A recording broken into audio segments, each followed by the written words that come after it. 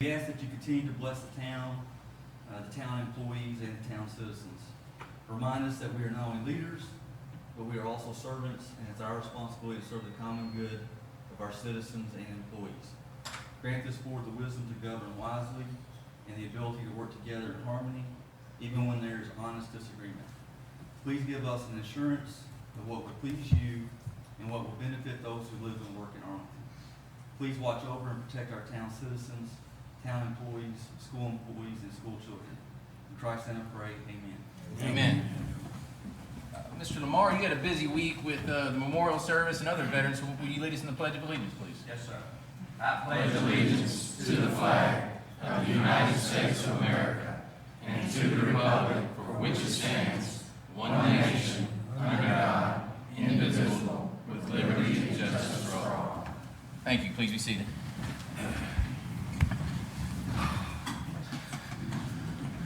All right. Do I have a motion to approve the minutes from the May 6, 2019 meeting? Motion. Motion by Ms. Pardue, second by Mr. Brooks. Any discussion or questions? I do have something. Okay, Mr. Biggs. I apologize. I was in the office on Friday and I didn't run into the right people to get this added. But I know that when you write the minutes, you're summarizing, and I completely agree and appreciate that. But on the 5th page, let's see, it was the motion about the liquor store, 15,000, that whole discussion. At the bottom of that page, it states that Alderman Biggs asked what was the legal ramifications are of changing the number after the census. Mr. Lawson stated that the census came back at 15,001. Someone may have any argument to open a liquor store. After that, I also stated that I did not understand why we would wait to make that decision. Have you found it? Down further. Okay, you see what I'm talking about? That's on page 6. Yeah, so on the video, you can go to like 27 minutes, 30 seconds, something like that. It's right around there. You can see that statement. And I would just like to have that added to the minutes. So just for clarity, you're wanting to add, what was the statement you're wanting to add again? I'm paraphrasing here. I don't remember word for word, but it was something to the effect of, I didn't see why we were waiting to make the decision while we were putting that decision off. Okay. So can Just we go make, to the minutes and copy it exactly. Yeah. can we go and show that the minutes reflect that without objection from the board or anything? So, okay. Any other discussion or questions? Seeing none, all in favor of the motion say aye. Aye. Opposed? That item passes. Next up, grievances and comments from citizens. This is where we allow anybody to come and speak on any particular topic they so choose, even if it's not on the agenda tonight. We will give you up to 3 minutes to speak. We do ask you to state your name and address for the record, and just please note that if it's not on the agenda tonight, and if we can't answer it tonight during the meeting, staff will take note and get back with you. So is there anyone here to speak on any particular topic? We do have a couple public hearings later, and those are specific, but this is for any topic right now.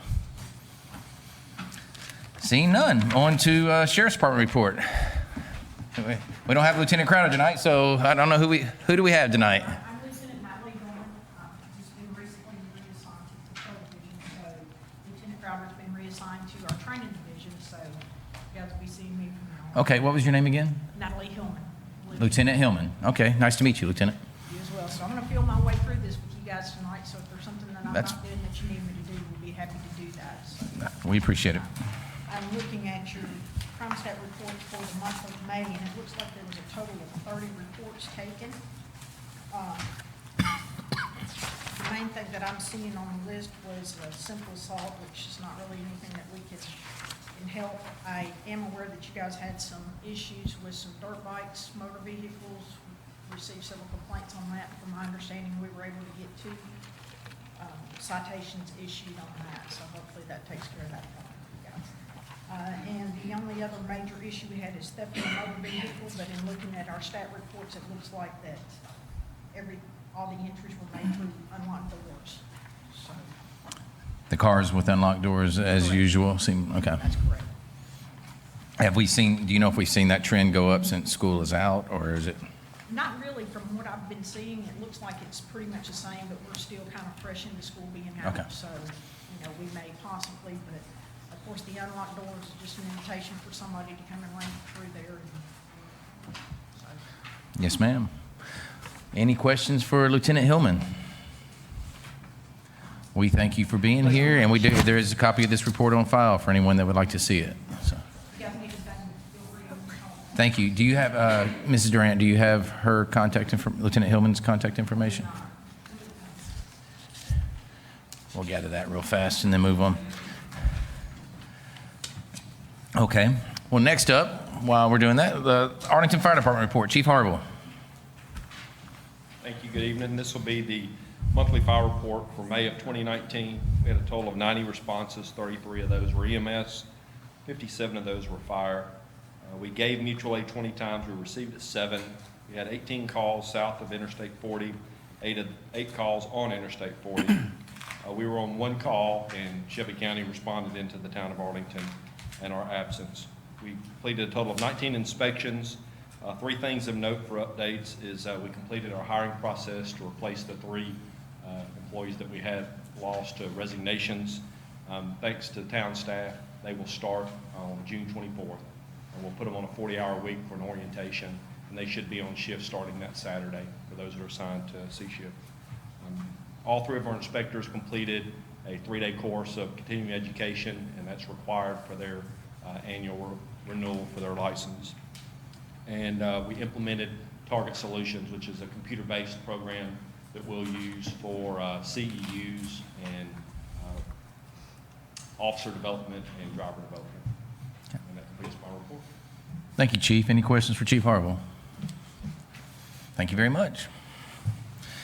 I guess next up is me, so I'm going to step away from the podium, or go down to the podium for a second. And we're going to do a little quick recognition.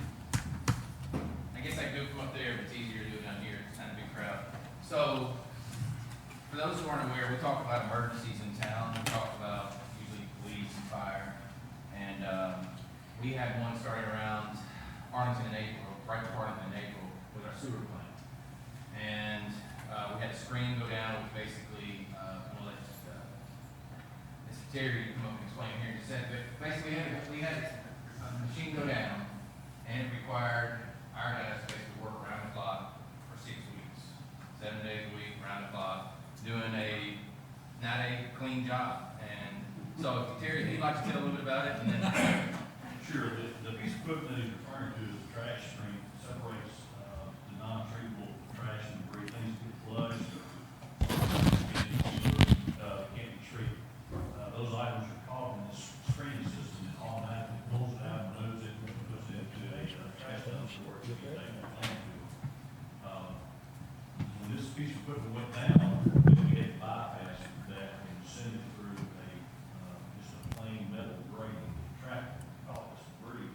These guys had to go up about every 1 to 2 hours with a rake and pull all this debris up and get it over manually in this dumpster. So they were quite busy for several weeks out there around the clock getting this debris out. And Gil was able to, in short order, get a plan in place, get this thing replaced, and get it up and going. Temporarily, we were able to get a temporary unit in place, spare these guys for a while. So, we usually recognize people that do exceptional job and do exceptional work. And, it's, as Mr. Durant said, it would be hard for us to get almost any department, no matter what department it is, to get guys to commit to that much work. So we just wanted to take a minute from the town. We appreciate them being here tonight and let them know, again, you don't realize how much of an emergency you have until your sewer goes down. And I promise you. So they're here tonight. We'd like to give them a round of applause.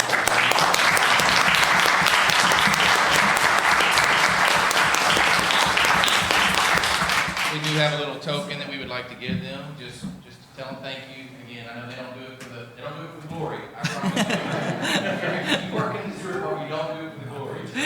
But we appreciate it. It's the one thing that's kind of hidden in town. Nobody sees. People see police, fire, they see town staff in here. You don't see these guys working over in the back corner of town, in the manholes, and we will you come on up, please? Gil?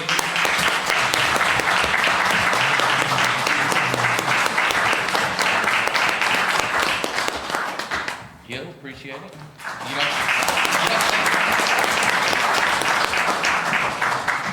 Gil actually runs our sewer department, so he had to kind of take the bull by the horns on that, so we appreciate that. Casey Jones? Is Casey not here? David Cannon?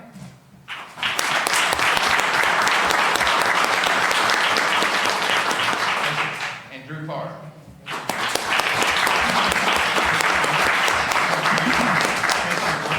Thank you all very much, and I appreciate y'all even just coming out tonight. I know it's a few weeks past when you guys got through doing all that, but we thank you. So I did this at the beginning, so you guys have been working a lot. Feel free to slide on out. And I promise you, we will not be offended. You guys have been working so much, so thank you.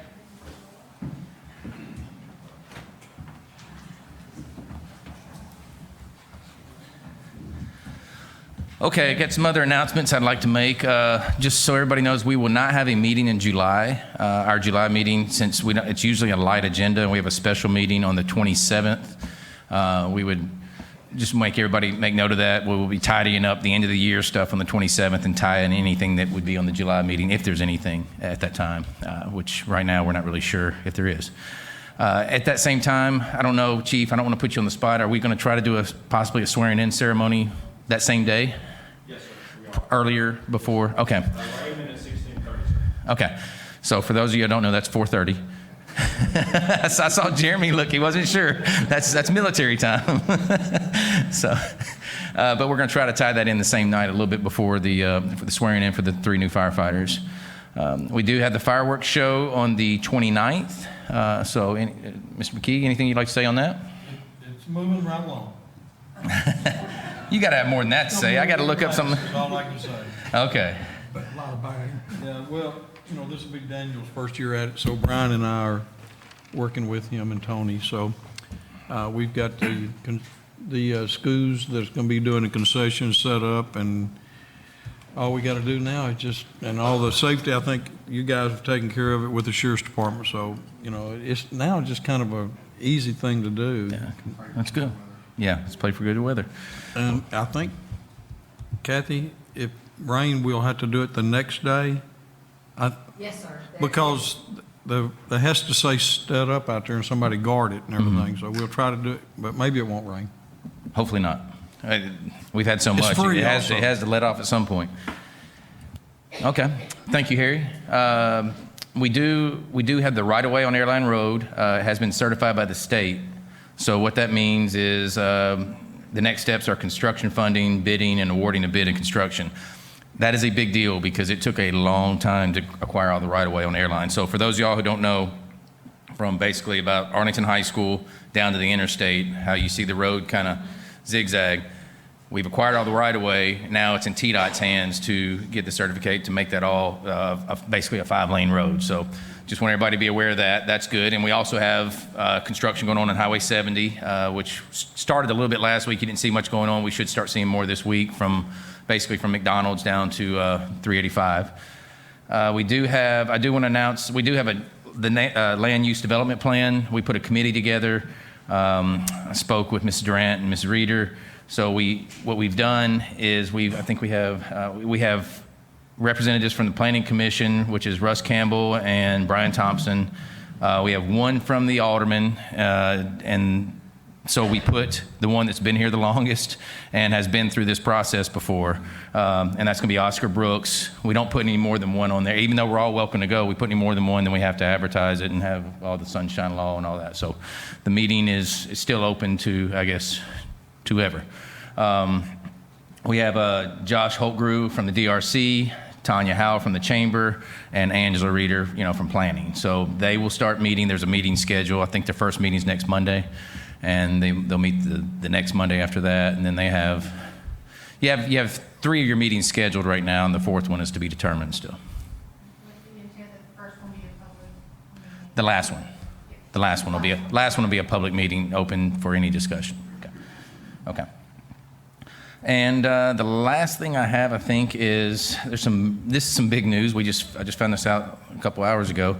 About any time now while we're in this meeting, the playground equipment's going to be delivered tonight. So the playground of dreams will be delivered tonight, and we will see them working over the next couple weeks. I think they're safely saying around the end of the month is when they would be done, but I think we're hoping for better weather and sooner. So everything's been sped up on this, so we hope that it continues that. But just seeing the equipment and the work starting, I think will be a big step forward. So that's huge. But that's all I have. Anybody have any announcements they'd like to? Oh, that's right. I forgot you, Tanya. I'm sorry. I have two things. First, I'll make you aware that next Wednesday's the Chamber Luncheon on the 12th. And Sabrina Fields from Rich Foods is our speaker. She's over HR there, and she had such a great presentation a couple years ago. People have asked for her to come back. So I hope you can join us for that. The other thing I want to mention for your awareness and for the record is that Shelby County will be celebrating its bicentennial in November. You've heard all of the information about the city of Memphis and its 200th birthday. Well, this is now Shelby County as a whole. And so all the municipalities have been contacted. And so I'm happy to work with Kathy. The town has asked the chamber to be involved in partnering to make sure that Arlington is well represented. We don't know everything that means at this point, so you'll hear more about it, but we do know there will be an event on Sunday, the 24th of November, and that'll be at Shelby Farms. Each municipality will have a 30 by 40 tent where they will highlight their community, and the theme of that will be past, present, and future. And so we'll be talking about Arlington's past. I'll be reaching out to the APTA, to the Senior Center, and others in town for information that we can use in our presentation. But also we want to highlight our schools and our medical device companies and the things that make Arlington the growing community that it is. There will be opportunities for sponsorships. When we find out a little more about that, we'll bring more information before the board, and we'll be looking for volunteers. We'll be looking for things that people feel like need to be highlighted in that tent. So this is just the first time that we're going to put a little information into the public record, and you'll hear much more about it either through town hall or from the chamber or a group that's working on it. So thank you very much. Thank you, Mrs. Howe. And I'm glad you mentioned the Senior Center, because I didn't want to neglect the work that they've done. Elizabeth's here. She's had a busy month with the Senior Center. I had a great event the other day that Chief McMillan and the fire department helped put on. But Elizabeth, we appreciate everything you're doing with that spot over there. So thank you. The following committees met during the month of May: Planning Commission, Parks and Rec, Design Review, Arlington School Board, and Health and Safety. Does anybody have any announcements they'd like to make from any of those committees? Yeah, I'd just like to give an update. You guys have heard me talk about that the Design Review Committee is updating the guidelines. So we've gone pretty far through that process, have a lot of changes. I think each member is supposed to send Angela their final last suggestions, and at the next DRC meeting, those will be approved and then sent to the BMAs, just to let you guys know. Okay. Thank you. Any other announcements? Okay. Treasurer's report. Mr. Brooks. Okay. In the general fund, we had a beginning balance of $2,189,680.84, and the ending balance of $2,169,581.04. And in our sewer fund, the nice little plant these gentlemen worked so hard on, beginning balance of $2,439,801.07. The ending balance of $2,561,894.27. Thank you. Any questions on the treasurer's report? Okay, on to the consent agenda. We have items A, B, and C, which are resolution 2019-25, 2019-26, and 2019-27. Do I have a motion to approve the consent agenda? Motion by Mrs. Pardue. Second by Mr. McKee. Any discussion or questions on the consent agenda? Seeing none, all in favor say aye. Aye. Opposed? That item passes. On to item A, old business. Let me flip over. Second and final reading of ordinance 2019-04 to amend the town of Arlington zoning by rezoning 2 lots totaling roughly 4.35 acres of property on the west side of Airline Road across from Brooks, I'm having to turn pages, Brooks River Drive from E Estate to SC Shopping Center Commercial. And Mrs. Reader, I'm just letting you know, I know there's a couple of ladies up front that's what they're here for, to see what's going on, so I told them we'd make sure we got a good explanation tonight. We'll do our best. Good evening. As you mentioned, this is a second reading of this rezoning request. The property in question is approximately 4.35 acres. As you said, it's on the west side of Airline, so just to orient you, this is I-40 here. This is Brooks Village, Arlington Trails, so it's this triangle-shaped piece, and then there's a smaller one that's sort of inset there inside of it, and all total there, the 4.3. The proposal is to take these 2 parcels, which are currently zoned E Estate, and rezone them to an SC Shopping Center designation. You can see, and this is not the most recent aerial, but it's still what the site looks like. It's currently unimproved and just has trees. There is an old cemetery on the site, which is the square parcel there you see.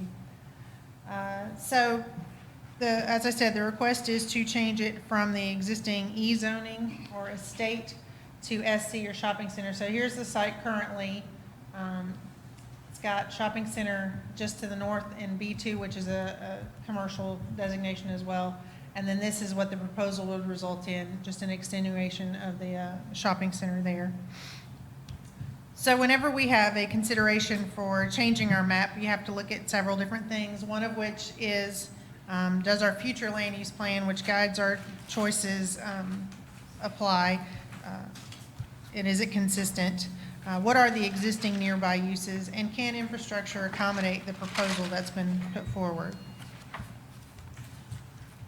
So looking at the future land use plan, the corridor in this area is designated as non-residential. So in the plan, anything that's not yellow or orange is a commercial or an office use. So here's the site again. You've got commercial. This is red, shopping center right at the interchange there. And then you see it changes to a community support commercial down going south on Airline Road and then going east there on Arlington Trails. This area behind it here in the blue is an office employment node, so that's about 60 acres. The pink area includes about 24 acres, and then you have the larger area right there at Airline Road, which is regional commercial. So the designation here as community support is intended for community service commercial development. This SC zoning that they've requested would allow for the type of uses that would be consistent with that. I did note in the staff report that B2, which is the use you saw on the opposite side of the street, would also be consistent.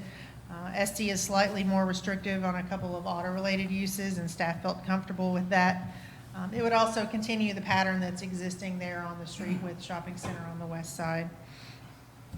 And I would note that the existing designation of single-family homes would not be consistent with our long-term goal here.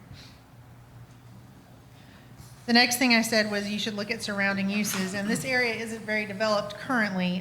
You have a lot of residential, medium and high density neighborhoods to the east. To the west right now, you have an Exxon there at the intersection. You have the visitor center, church, and our community school building up here. However, we also have a property that's being developed. If you've been out there, you've noticed that. It touches this lot right here on the corner, and that is a commercial PD that is proposed. So this would be consistent with that and with the long-term intent.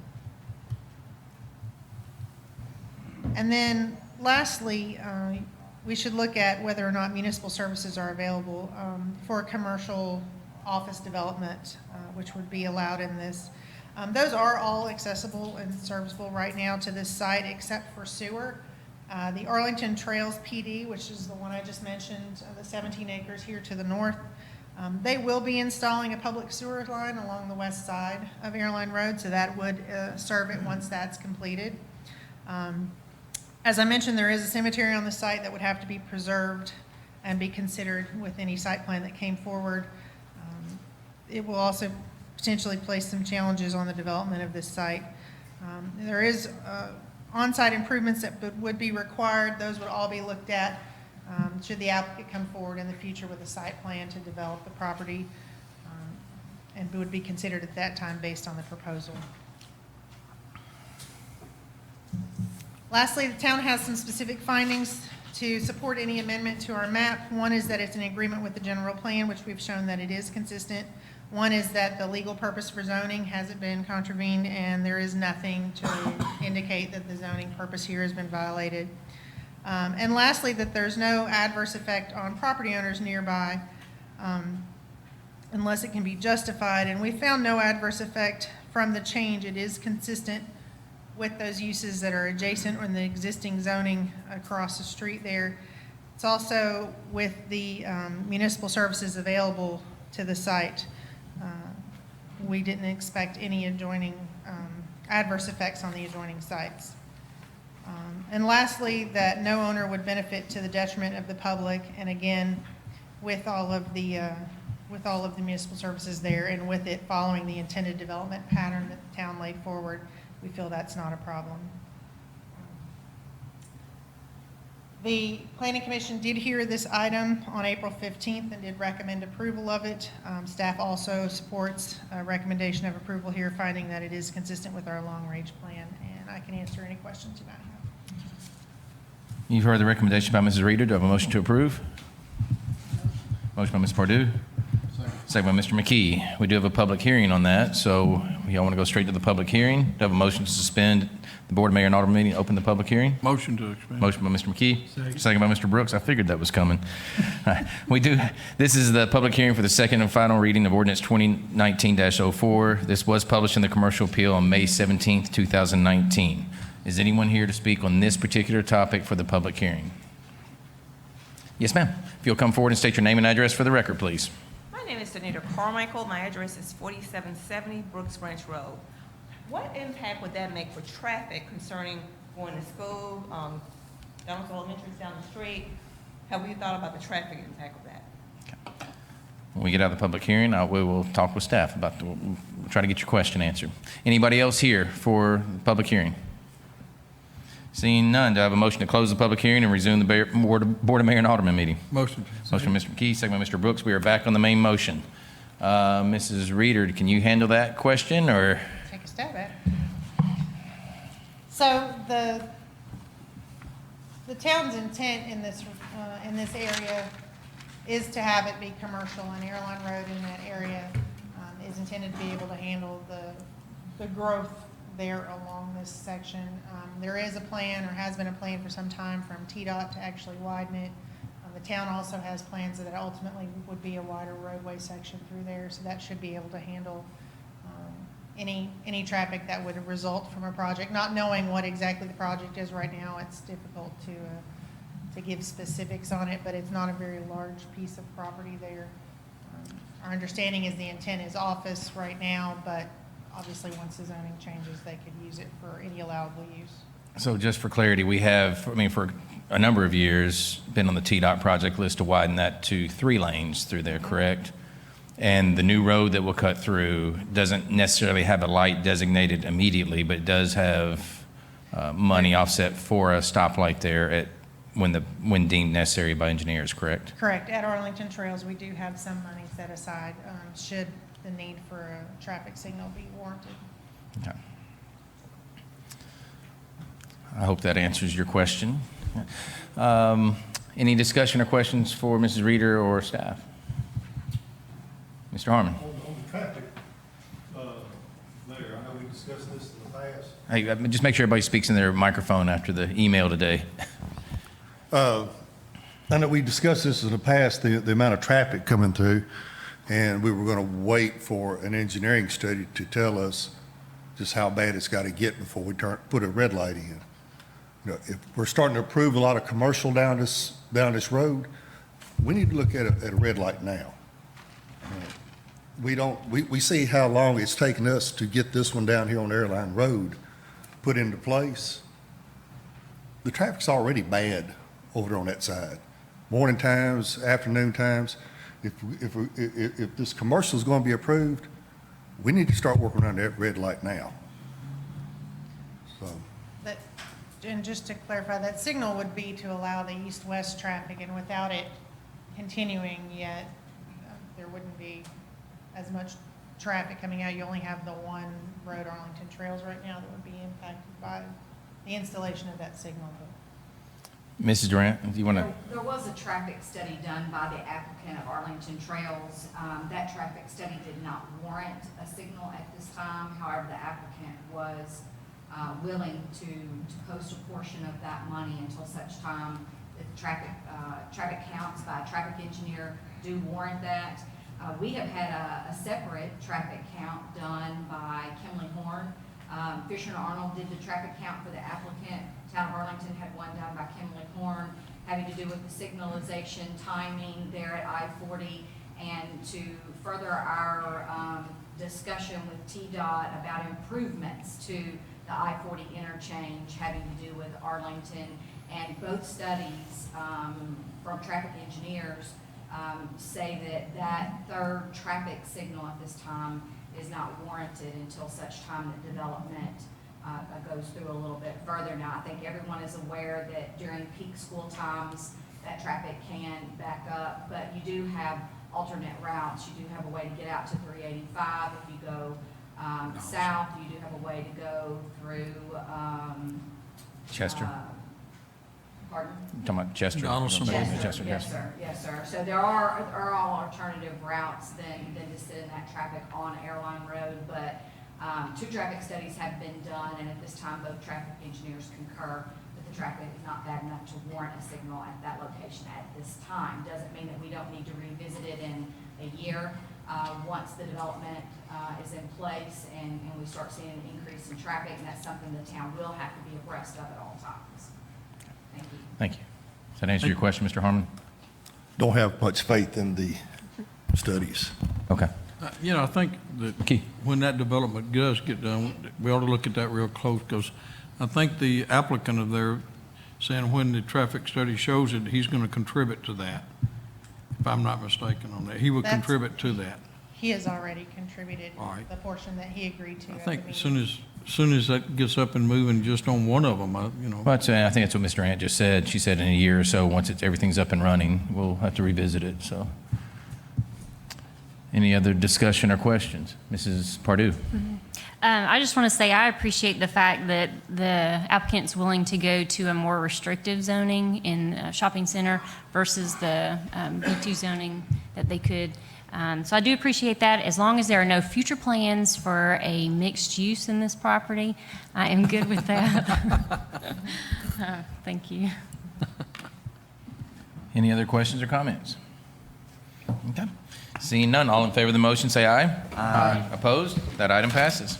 On to item B, second and final reading of ordinance 2019-05 to further amend the Town of Arlington, Tennessee budget for fiscal year ending June 30th, 2019. We do have a public hearing on this too. Mrs. Durant. This is the third set of budget amendments. We continue to amend our budget throughout the year as needed for grants, for line item changes, for additional revenues as they come in.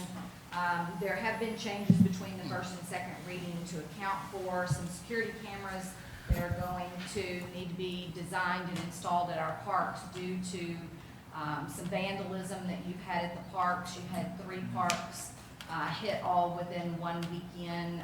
We're putting a lot of money into our parks. We're using our parks to brand ourselves and as a signature of investing in ourselves and being proud of what we have in Arlington. So there was an amendment between first and second reading, but only to account for those. Security camera staff would recommend approval at this time. You've heard the recommendation. Do I have a motion to approve? Motion. Motion by Mr. Brooks. Second. Second by Mr. McKee. All right, we do have a public hearing, so do I have a motion to suspend the Board of Mayor and Alderman meeting, open the public hearing? Motion. Motion by Mr. McKee, second by Mr. Brooks. This is the public hearing for second and final reading of ordinance 2019-05. This was published in the Commercial Appeal on May 17, 2019. Anyone here to speak on this particular topic? Seeing none, do I have a motion to close the public hearing and resume the meeting? Motion to close. Motion and second by Mr. McKee and Mr. Brooks. Back on the main meeting. Any discussion or questions? All right, seeing none, all in favor of the motion say aye. Aye. Opposed? That item passes. Next up, item C, second and final reading of ordinance 2019-06 to adopting the annual budget, board compensation, and tax levy for fiscal year beginning July 1st, 2019, ending June 30th, 2020. We do have a public hearing on this one also. Mrs. Durant. Ms. Owens went into an extensive detail in a PowerPoint presentation last month. The only changes from her presentation are that the school's budget figures have been incorporated into that budget ordinance. This budget that you are approving or amending tonight includes 14 new employees, with 12 of those being new firefighters for the second company, and a necessary 22-cent tax increase. The school's budget has been incorporated. Staff would recommend approval at this time. Here to answer any questions you have. You've heard the recommendation of Mrs. Durant. Do I have a motion to approve? Motion by Ms. Pardue. Second. Second by Mr. McKee. Since we do have another public hearing, do I have a motion to suspend the meeting and open the public hearing? Mr. McKee? Yes. You got the motion. Mr. Brooks got the second. It's not planned, people. We are on the second and final reading of ordinance 2019-06. This hearing was published in the Commercial Appeal on May 17, 2019. Is anyone here to speak on the budget on this particular item during this public hearing? Seeing none, do I have a motion to close the public hearing and resume the Board of Mayor and Alderman meeting? Motion to close it. Second. Motion second by Mr. McKee and Mr. Brooks.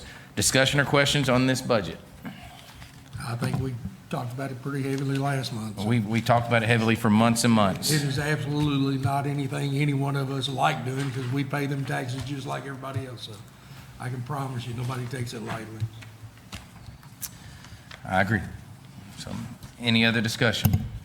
Seeing none, all in favor of the motion say aye. Aye. Opposed? That item passes.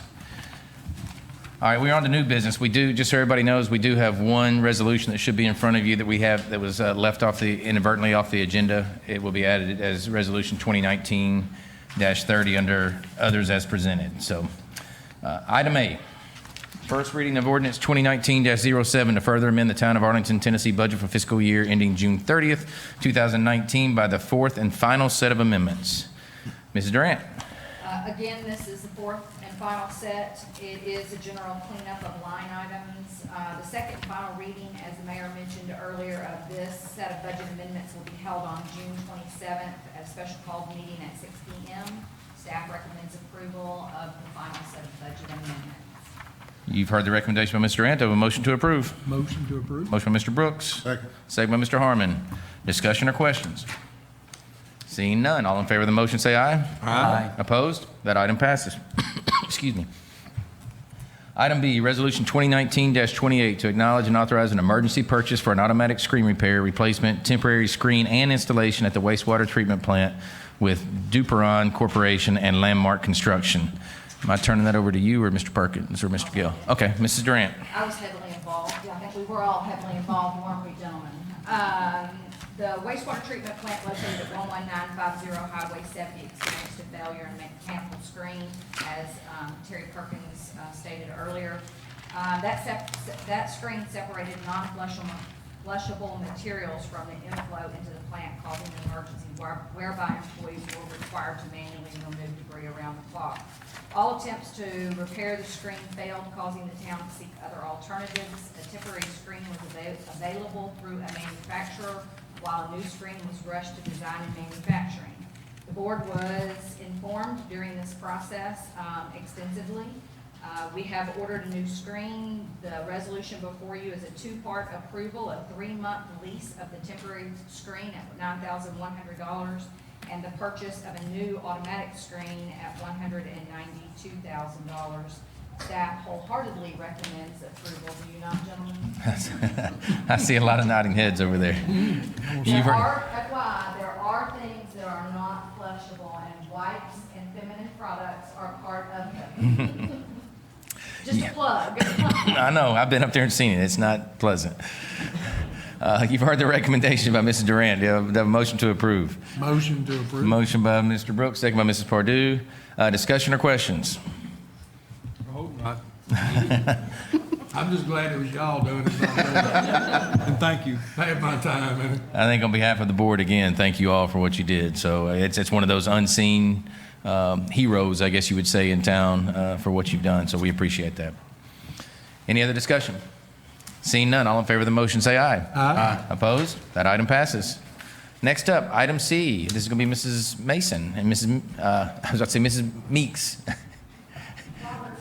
I know, I still call her Miracle Meeks, so, okay. This is item C, Resolution 2019-29, to approve the Arlington Community School Board Board of Education 2019-20 operating budget. Mrs. Mason, thank you for being here.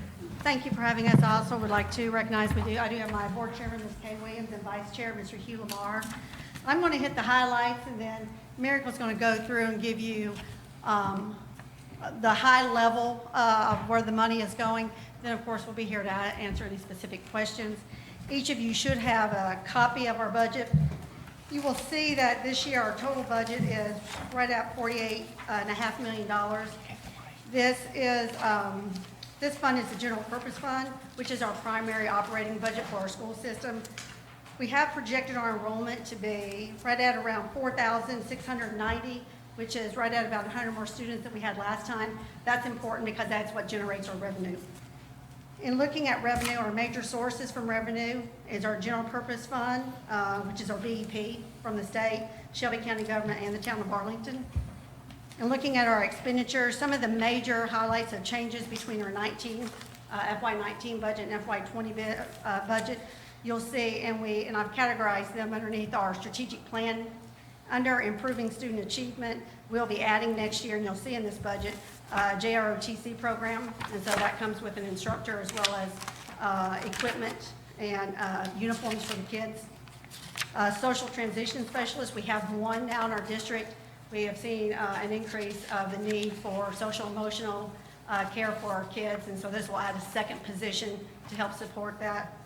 And also, we are adding a STEP program, which is a short-term educational placement program for our students in need in kindergarten through 6th grade. And looking at under our category on our strategic plan for maximizing employee capacity, there is included in this budget a 2% cost of living for our employees, as well as a bonus payment to full-time employees around Christmas time. You'll see that there's been an increase in rate for our retirement for TCRS. It rose from 10.46% to 10.63%. Our OPEB contribution, which we have consistently been putting a good sum of money into our trust to help support our OPEB liability. You'll see that in this budget as well. And then our insurance has increased, 16.39% increase to fund our health benefits trust.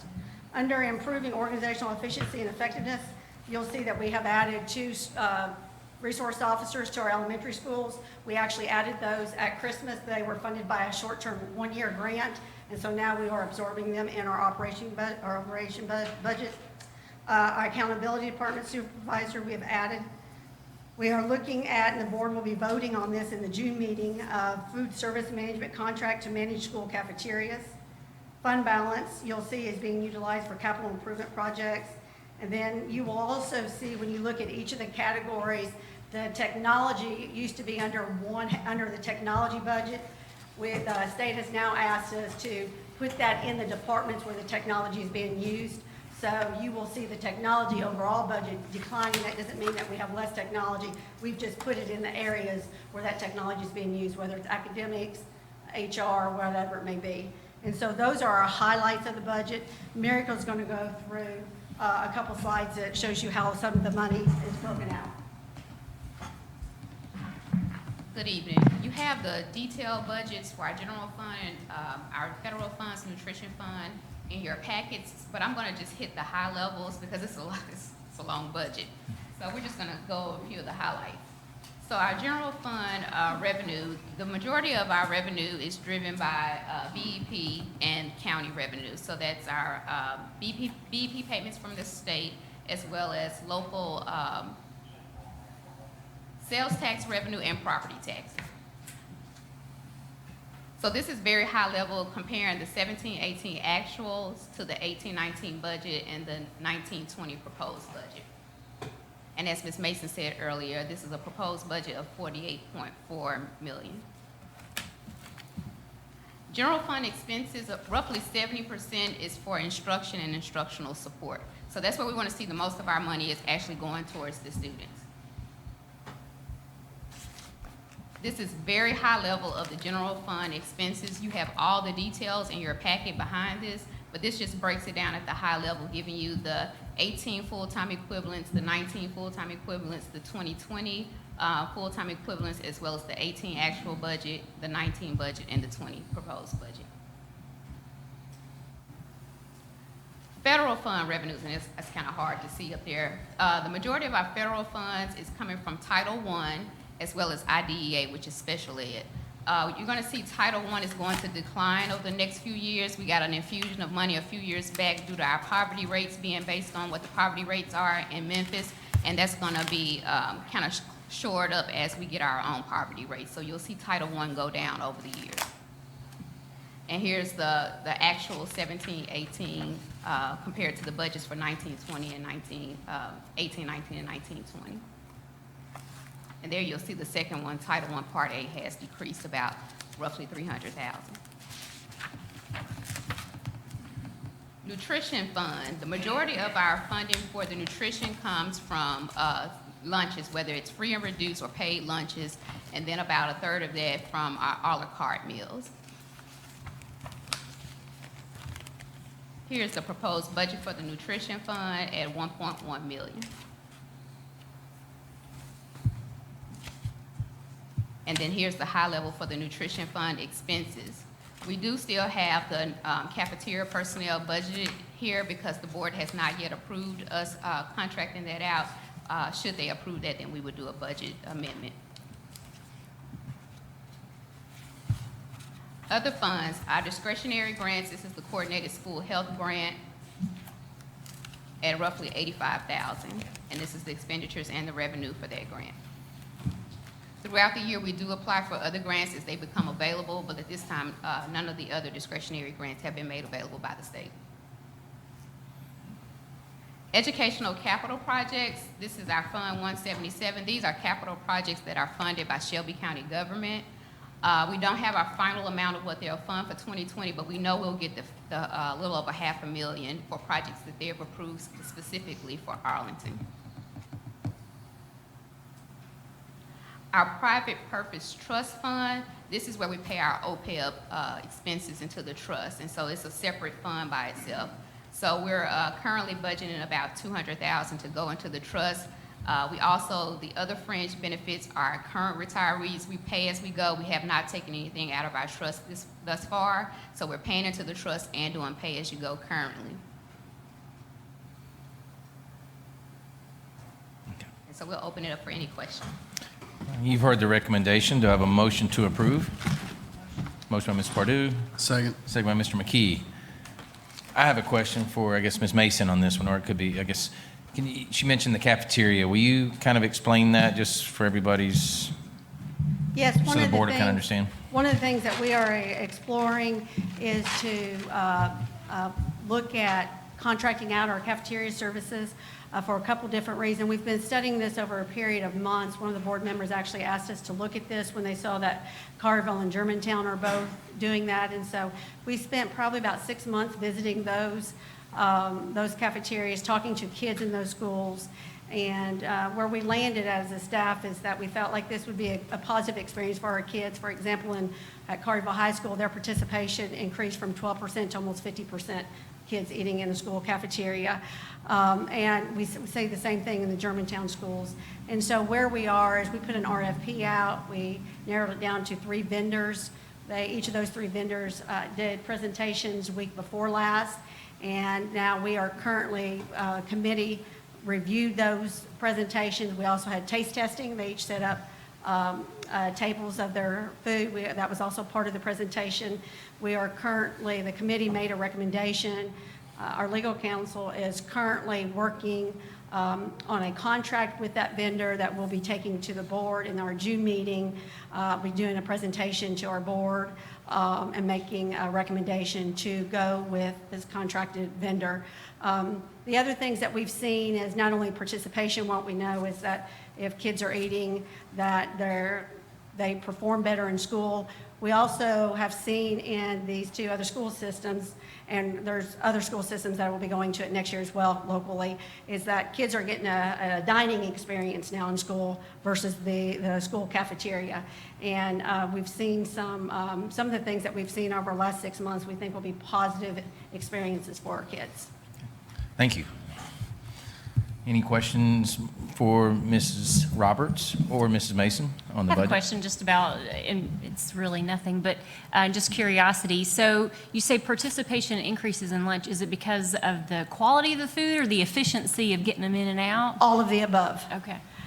One of the things that we heard when we had the opportunity to talk with a group of kids, and what they said is that, one, it's not the same thing over and over, so they have different experiences. They also do a good job with talking to kids and see what they want to have, and so they get to shape the menus.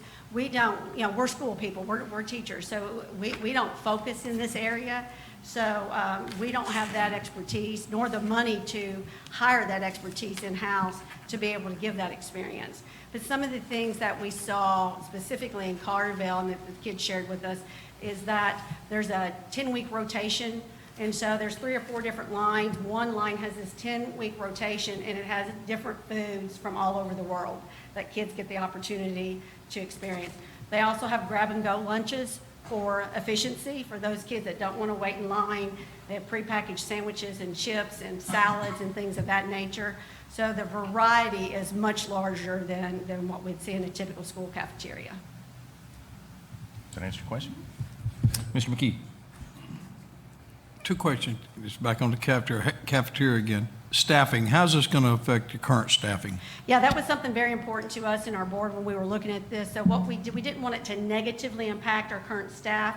And so what we've done is that in our RFP, we put out for a hybrid for employees, meaning that we would continue to employ some of those employees, and the new vendor that we would contract with would take on the responsibility of another group of employees. Those employees that are full-time employees, which are vested into our retirement system, they would remain our employees because we didn't want them to have to get out of our retirement system.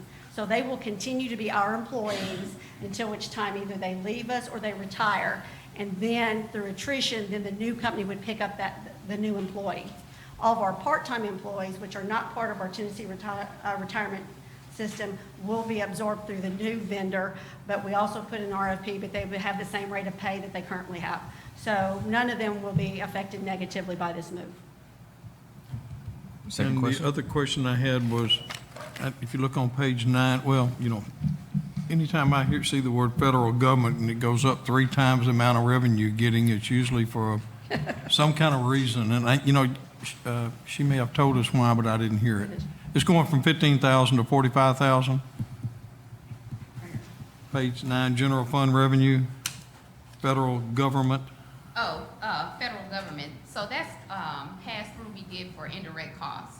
So it's based on the dollar amount that we actually get from our grants. We get a percentage of that to pay for the overhead for like the supervisors and the personnel that oversee those projects.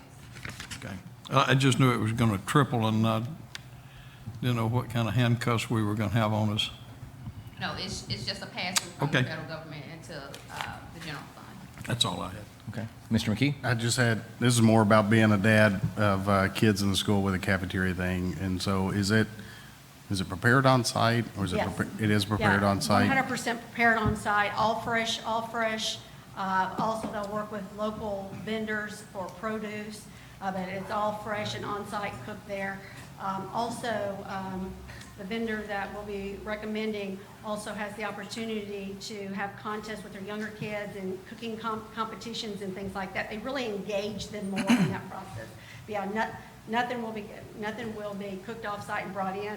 There will actually be a chef that will be assigned to our school district that will help get with kids and help design menus, and so they'll be more involved in the process.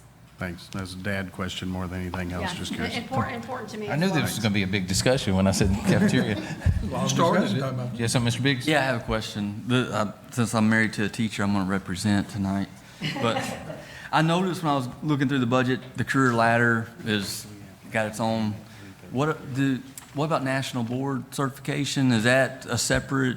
Where does that fall? And Yeah. It is, it's a separate line item, it's included with the teacher's pay. So those that qualify for that, they receive their stipend, but it's included under teacher's pay line, it's not a separate line item. Is it, I know years ago it was 2,000. 3,000 now, I believe. Is it 3,000? Okay, all right, thank you. And then Mr. McKee.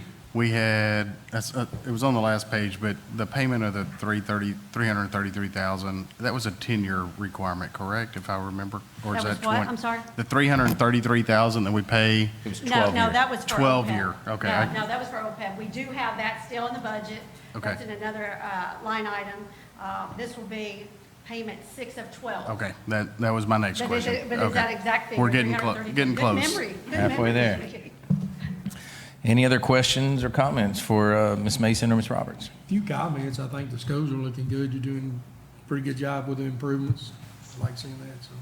Yeah, Good we've job. been very pleased. As you can probably see, we're putting a new roof on Arlington Elementary, and we're hoping the middle school gym will be finished by the end of June. It's had an opportunity to go through it today, so we're waiting on the wood floor to come in. But yeah, we've done a lot of capital projects over the years, spent a lot of money. We are hopeful that Ms. Meeks talked about the area on revenue, that we did not include any revenue from the county commission besides the grant that they've already approved from us, because that has been so unreliable. And so what we've done, we are still funding projects. We still have, as you know, the athletic complex that's coming up this next year, and we have a couple other projects as well that we've allocated out of our fund balance. And then when we do get county commission allotment, then that money will just go back in fund balance. But we wanted to make sure that if we don't get that money, then we still will have money to have that paid.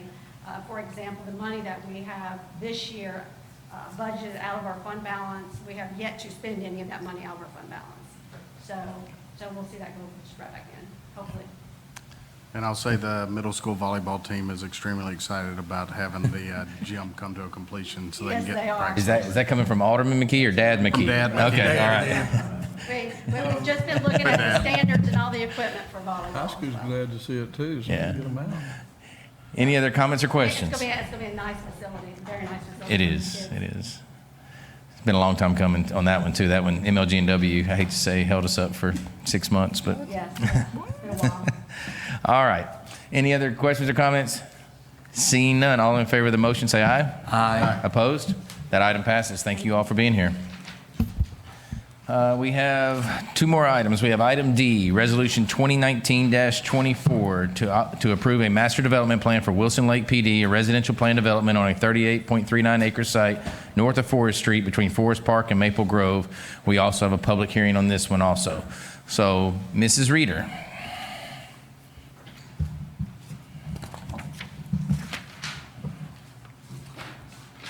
All right.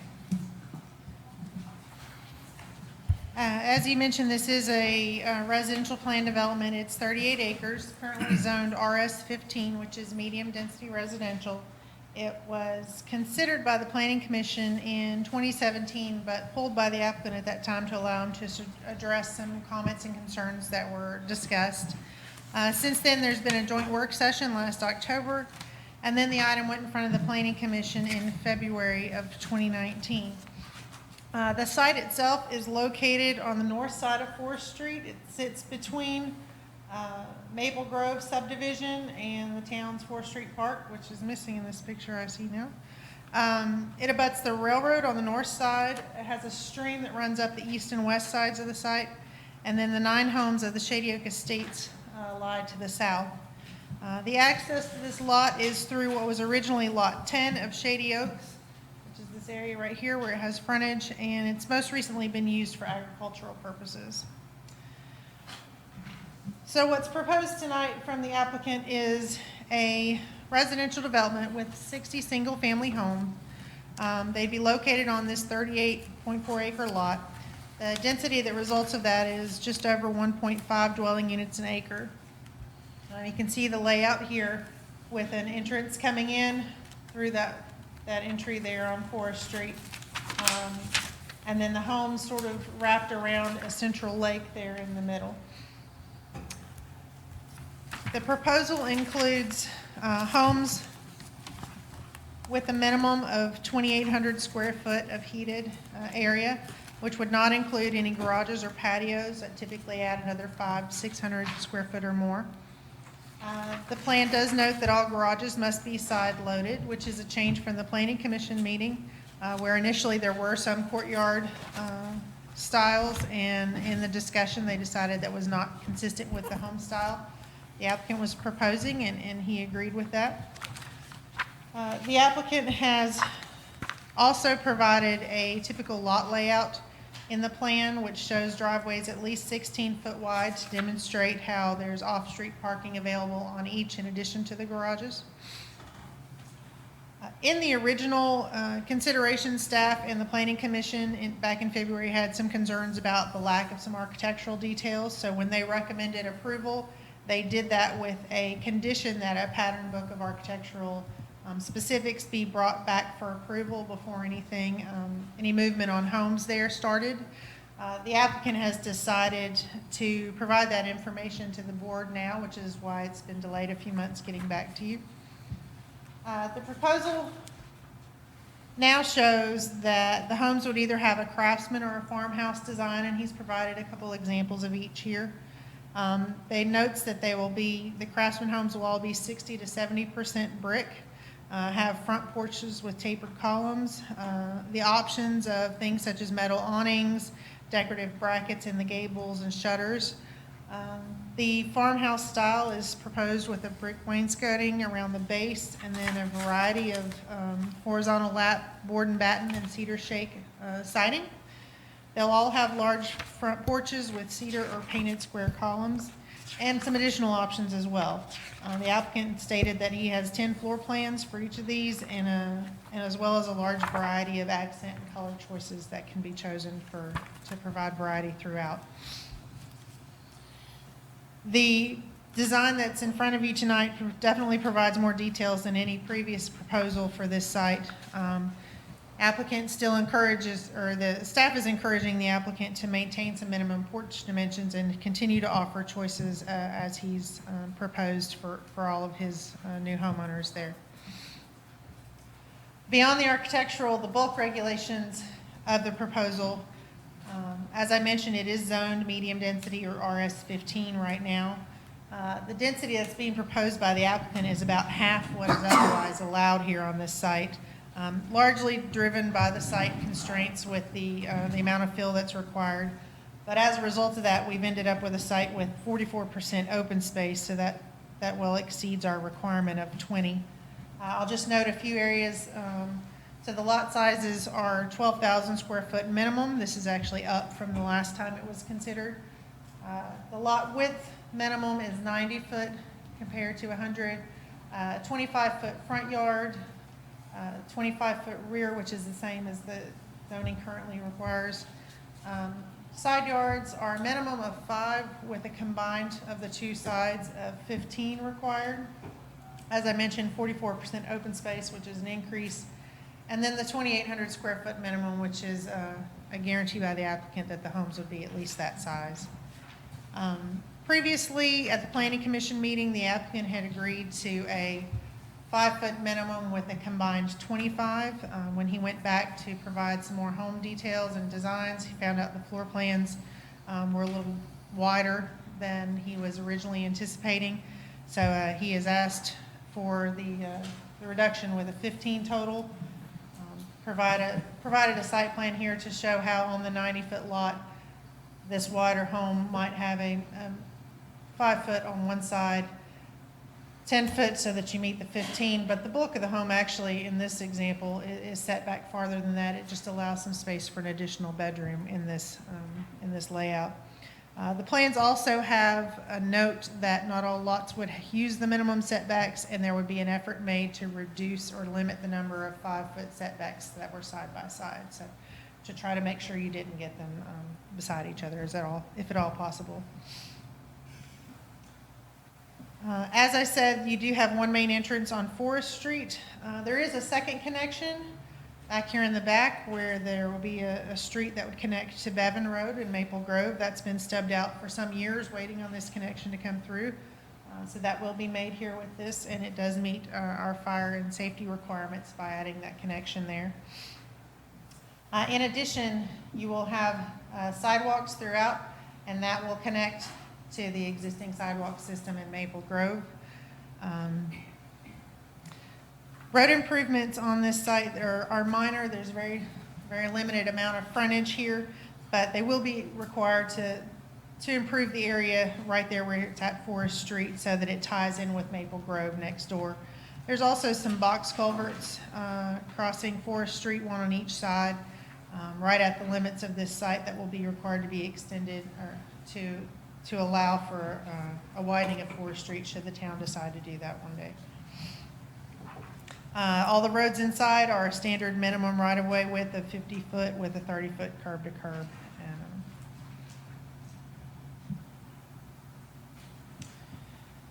So looking at the surrounding properties here, you have primarily residential, and then, as I mentioned, Forest Street Park to the west. It's a variety of zoning designations. You have RS-15, which is consistent with this to the north. You have Maple Grove to the east, and then, as I mentioned, the 1 acre lots and some variety of PDs around it right now. This residential is obviously consistent with the residential surrounding it. Another consideration is the homes that are proposed in here. Obviously, the 9 Shady Oaks homes and lots are larger, being on 1 acre lots there. The homes to the east in Maple Grove are shown to average around 2,400 square foot. So these would be consistent with those, we feel, and be a good fit. And as I mentioned, the lot sizes were increased to 12,000 square foot. You have the adjacent properties, and these are their minimums. So the lot size would be right in the middle to top end of what's currently surrounding it. Regarding open space, the 17 acres here includes the entrance, this large landscaped area here right at Forest Street. It includes the buffers that are required along the streams on either side, the central lake, and then a large open space area along the north end of the project that provides a buffer from the railroad tracks here, but also some amenities for the residents. There is an 8-foot wide greenway section proposed on that northern area, and this would actually complete our trail system from Fayette County all the way to Forest Street Park. Once we finish our portion, we'll take it all the way into Depot Square, which is a nice addition for all those residents living there. The applicant is required to pay for half of the cost of the bridge that would go over that last creek there and connect to the park, with the town picking up the other portion. The 6-acre lake in the middle has a fountain in the center of it, and originally had a trail proposed around it as well, but staff felt, as well as the Planning Commission, that with the trail system on the north side and with the park next door, there was plenty of available room, and felt leaving it well manicured but without a trail there might be a better option, so the applicant was encouraged to do that, and he has chosen that. There is a walkway, however, on the south side, I don't know if you can see it here, between some lots there that will end in a small seating area there to clearly identify it as a community space with some benches there, so residents on the south end here can still have access and see the lake and you know, from this side as well, as opposed to having to travel all the way around to the north end. So that was something. It also meets some safety requirements that the fire department wanted access from the southern side as well. Amenities on that northern end, there is a pavilion along that walkway which has some grills and some benches in it. There's a half basketball court that's proposed there for residents to use, as well as a dog park that's proposed there for the residents' use. There's no lighting proposed around these amenities right now, which is consistent with most of the other areas, and that's to discourage nighttime use. Lastly, there is a cedar fence proposed between the property line of the existing homes there in this new development. It's proposed at 8 feet tall to compensate for elevation differences, and it will have brick or stone columns placed on the property corners of the larger lots. So to keep it even, they'll be placed at the corners of each of these lots with 2 in between. And it will wrap around the corner of this in-lot here to sort of frame the entrance and protect that home as well. And then we have our large list of items to be considered. The town can approve these when there are benefits that are shown to the community. This is sort of a summarized list of them there. So I would note this is one of our last infill lots near our downtown area. But as such, it's already served by municipal services and utilities and doesn't require an additional extension of town services there. It would propose some amenities that you don't find in a traditional subdivision. It does preserve some tree growth around the perimeter on both the north, east, and west sides. It will complete a connected network of streets by connecting to Maple Grove and providing another outlet there for those residents. And we'll also complete, as I said, that final portion of our Greenway Trail. Staff also felt that as we strive for high-quality development, the additional details that the applicant has provided now on the homes, along with our future review by our DRC of the amenities that he proposes at this plan, would help provide some certainty to us that the quality that we look for is going to be achieved. If approved tonight, this project will have to come back multiple times with construction plans and a final plat, and as I said, open space plans to be reviewed. So, as I mentioned, the Planning Commission did recommend approval of this with some conditions. Staff is also feels the revised plan meets our town requirements and is recommending approval tonight. And I'm here as well as the applicant to answer any questions you might have. You've heard the recommendation by Mrs. Reeder. Do I have a motion to approve? Motion by Ms. Pardue. Second. Second by Mr. Brooks. We also have a public hearing on this item, so do I have a motion to suspend the Board of Mayor and Alderman meeting? Open the public hearing. Motion. Motion by Mr. McKee, second by Mr. Brooks. This is a public hearing for Resolution 2019-24. This was published in the Commercial Appeal on May 17, 2019. Anyone wishing to speak for or against this request, please come forward and state your name and address and be recognized. Is anyone here to speak on this particular project?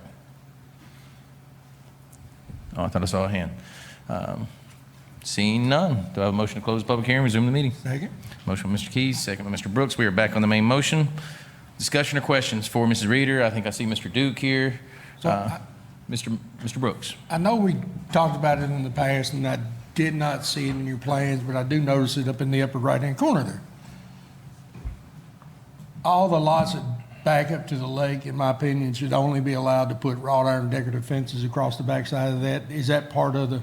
That is Did the that get put in plan. there? Okay. Yes, sir. And there's a condition that that fencing be at least 5 foot if Yeah. installed by the, to make sure that those residents can have pools, because that's our minimum height Yeah, requirement. okay, So- all right.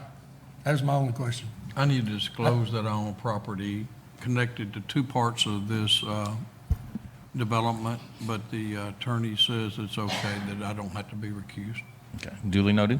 And I would like to add that those two architectural styles are personally my favorite, so I like it. Well, I do, and I know Mr. Duke's here, and I've seen the renderings, but like one of the pictures you showed on the renderings, you said they will be 60 to 70 cent brick, like that one on the lower right.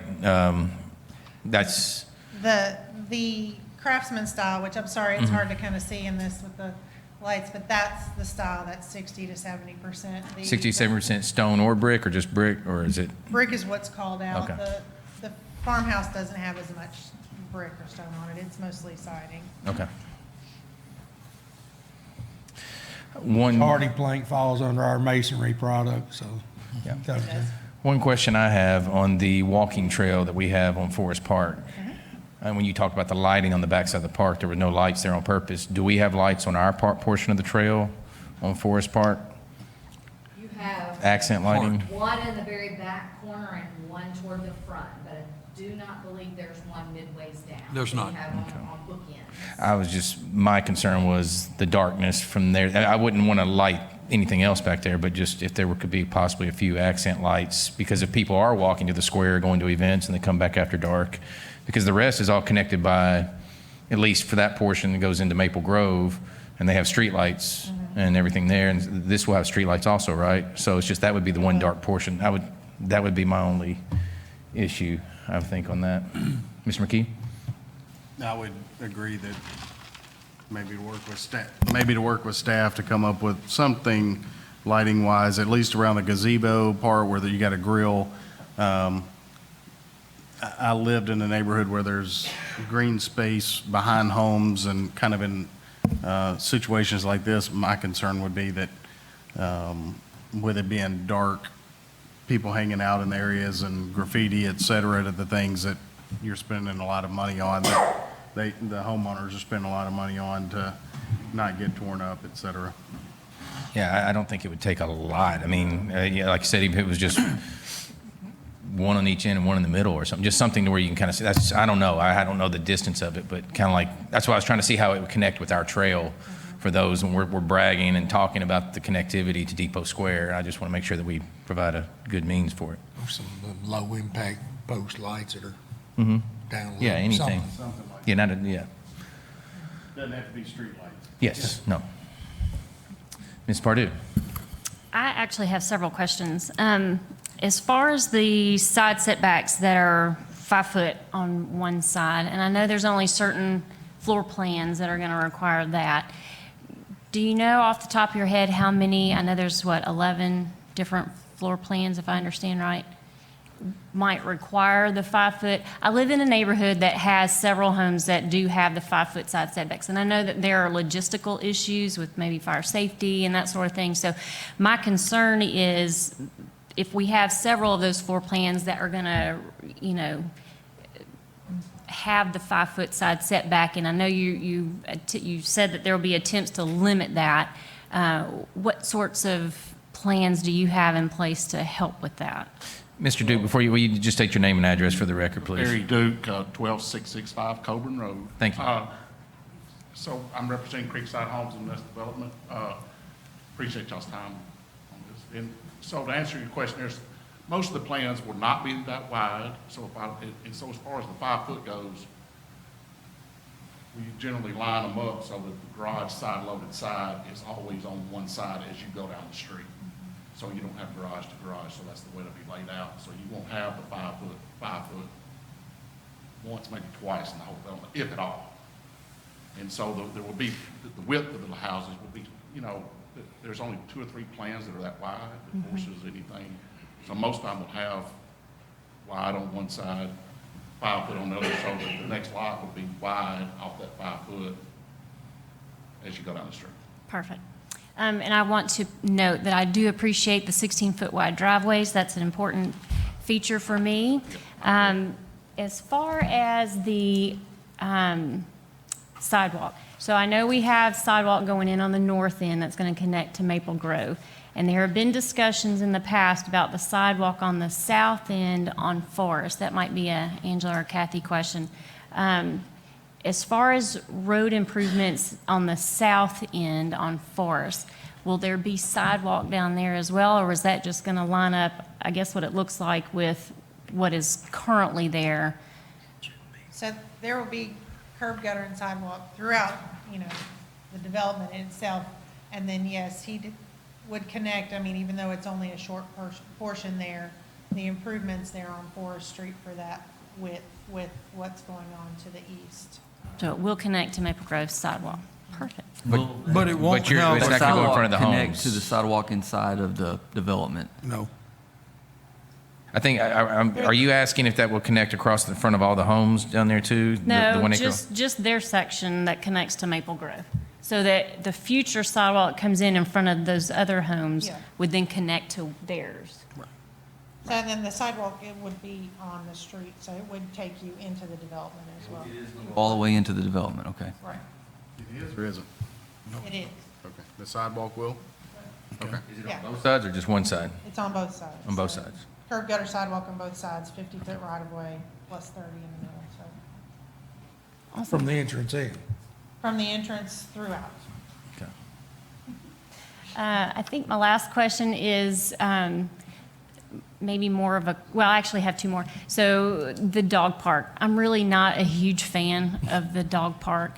I honestly would prefer to just see a big, wide open, grassy space right there. I think that with the wrought iron fence around that, it's going to put more of a strain on your landscaping with the HOA having to weed eat around that fence. But then I think the homes and the lots are large enough to where it doesn't necessarily require a dog park. I think for those homes that come up next to it, that becomes more of a noise and an odor issue. And I know you'll have your little stations there, but that's if people do what they're supposed to do. And we know they don't. And then my last one is, I know there have been discussions before on the lots that back up to the 1 acre lots to the south. It would be my preference that there be one less lot there, but I know that may be an issue that the rest of the board may not have concerns about. But I just think that would align those up a little bit better for me. But other than that, I appreciate the improvements that you've made on the homes. I think they look really nice, and I appreciate the work that you've done. Thank you. I'd stay right there probably, because there's been some questions, and that's what we're gonna have to get. We're gonna have to get to some resolution on some of this. Which one of y'all wants to go first, Mr. Harmon? All right, you're gonna let me go? Thank you. I got a list here. So I don't. You want to hear the positives or the concerns first? Start with the concerns. All right, the concerns. Okay. In your proposal, it says large porches. So I have a concern with the term large. That's, what I think is large and what you think is large could be different. So I would like to see a minimum porch size. And if you think about the depth of the porch, what kind of stands out is 8 foot. Isn't that what we talked about, Angela, 8 foot? That allows you enough room to put a swing on your porch. I think if you go anything less than that, if you can't put a porch swing on your porch, is it really a porch, right? So that's one thing that I would like to see. Another concern, I know that you said you're going to try to limit the number of lots that have 5 foot and 5 foot right beside each other, so you have 10 feet between the houses. I would prefer that we don't allow to have any of the, anytime you have a lot that's got a 5 foot side setback, not to have another lot beside it on the same side with another 5 foot setback. That's going to only have, 10 feet between your houses. Then you have issues with grass growing, that type of thing. So I would like to see that. Can I ask on that same thing, because Ms. Pardue and you asked on that too. When it had the 5 and the 15, is that saying, or can we say that if there is a 5 foot side on one side, that there has to be the 10 on the other? It's on the same lot though. So it's basically saying on this lot, this side would be 5, this side would have to be a minimum of 10. But you can still have 2. Yeah, I understand. I'm just trying to say a minimum distance is what we're kind of, if there is a 5, that means the other one's 10, and that means there's still that 15. Is that what we're? That's correct. Is that what Most we're? of them will be well more than 15 on the other side. I mean, I don't like the 5 either, but. So if, That's my concern, is the word most. well, I can't think of a situation where we could probably make it where it doesn't happen. Okay. That's just. Yeah. That's what I would prefer to see, is that we say that you can't have 2 5 foots right beside each other. 5 and 5 together. Yeah. So Ms. Reader? Together. So you just name a minimum of what they I was got just to gonna do. note that A minimum distance. we do Yeah, have some minimum areas between with 5 houses of foot. 15. Sorry, we do have some 5 foot setbacks. It would be difficult for staff to track adjacent setbacks for every building permit we got in, because they don't all get submitted in order or anything like that. So, Well, if you you had have to one, rely on the applicant on most of them. It won't be hard if you give a minimum distance in between homes, then you know exactly what you have to have in between them, so.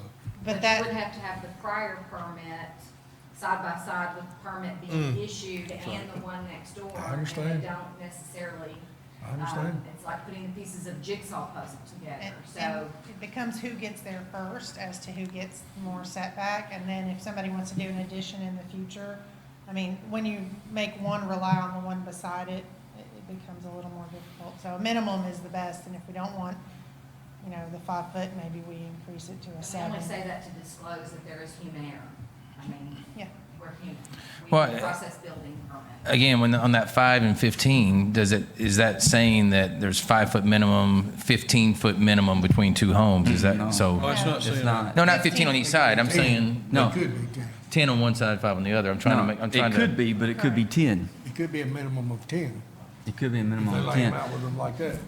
So, and I mean, our code offers, right now, the RS-15 has a minimum and then a combined, and it's because to allow people to do a side yard or a side load garage, we will reduce that down and shift it, but all total, you have to keep a certain percentage open on either side of your house. So it could be 5 and 25 total, so you'd have 5 on one side and 20 on the other. But, which is how we typically do it, is base each lot individual. That way, in perpetuity coming down the road, somebody decides to add a gazebo or an addition or an extra room, we're still looking at the same guidelines and not having to pull and see if the neighbor has done anything on their lot that might restrict you from doing that. So on that same note, like when we do a pool, do we require them to put, do we require where they put their utilities for the pool? Like pool pumps? They have to be 5 foot off the side yard, so they would have to be on the other side of the home or the back of the home.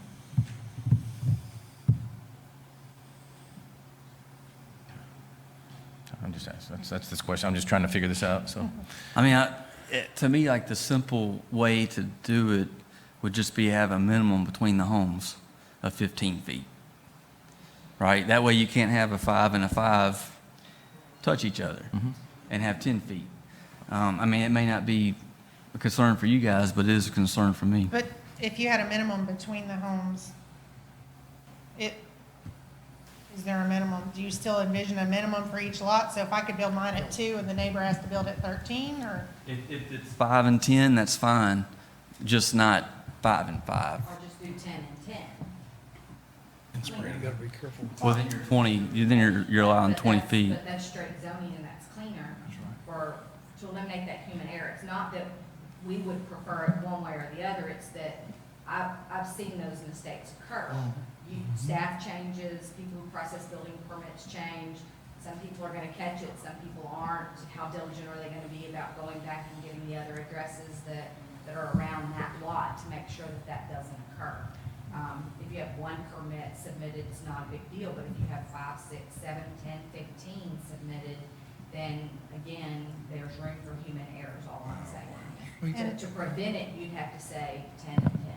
And I would Or note 7 that and a half and 7 and a half. Or 8 and 8, we've whichever. asked for a home style in the Craftsman and the Farm, which don't have garages typically on the front, and asked him to do all side load, and this is a normal, I mean, it's already built into our code and our other zoning designations for side load, is to give some leeway so that it's not even on both sides, that it shifts. It just sounds like maybe we either increase that 5 a little bit so we have more comfortable, that in the case, and he doesn't think it's gonna happen, you get 2 side by side, it ends up being 14 feet by making it Mr. 7. Biggs, would you like to make a motion to go 7.5, 7.5 minimum? That Yeah, I mean, that yeah, goes I'll your do that. 15? I know. It's gonna affect some plans that we've already got, so, I mean, the 5 foot on one side allows for the wider house than the plans that we've got.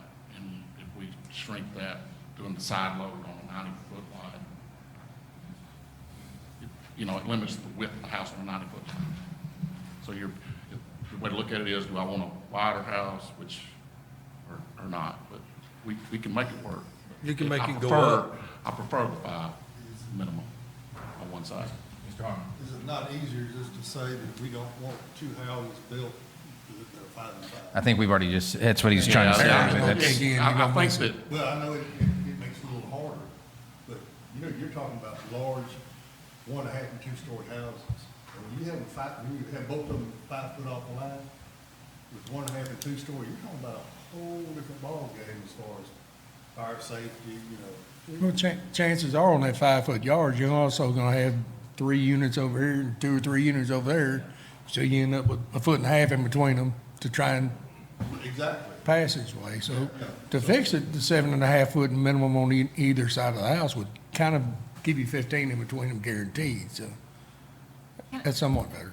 Chief, do you have any opinions on if you have a home that's got a 5 foot setback on one side and then 10 on the other, would you then just go on the 10 foot side if you needed to access the rear of the yard? It's always difficult, Mrs. Pardue. My opinion, of course, you'd love to see as much space as you can. Some of the issues you have, not only from exposure from one house maybe catching the adjacent house on fire. And you have rescue, making sure you get a ladder, able to get that ladder in there up to the window. So it creates a lot of issues, the more space, so. Fences. Everything, yeah. We're still back on Mr. Biggs' original discussion. I guess so- I'll make a motion to, I guess, amend the proposal or condition, I'm sorry, yeah, a motion to add a condition that, that the minimum side setback is 7.5 feet.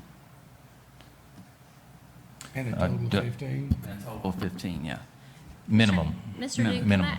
can I ask you too, so if you have the same house Hey. and you just shift it over 2.5 foot, same width, same, really, you're just shortening it 2.5 on one side and Miss, we got we got a motion, we got to get we got a motion.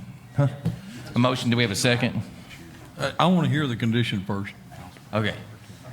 So I make a motion that we add a condition that the side setback minimum be 7.5 feet. Yes.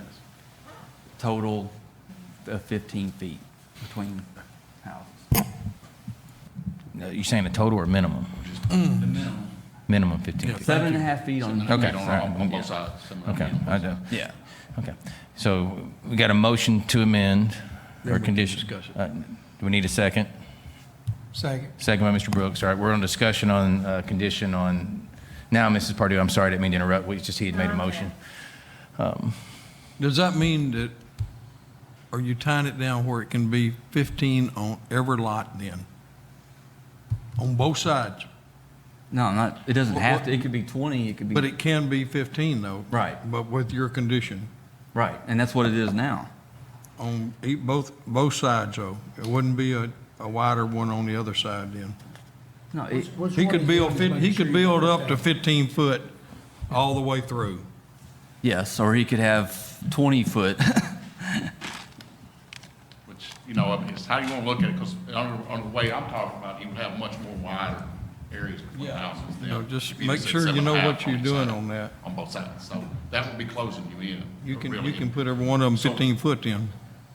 I mean, But you can do that most of now. the plans, like, see, I use this as an example. This is the widest plan I've got, and this is on a 90-foot lot, and this one is a good plan that we've got, and really popular.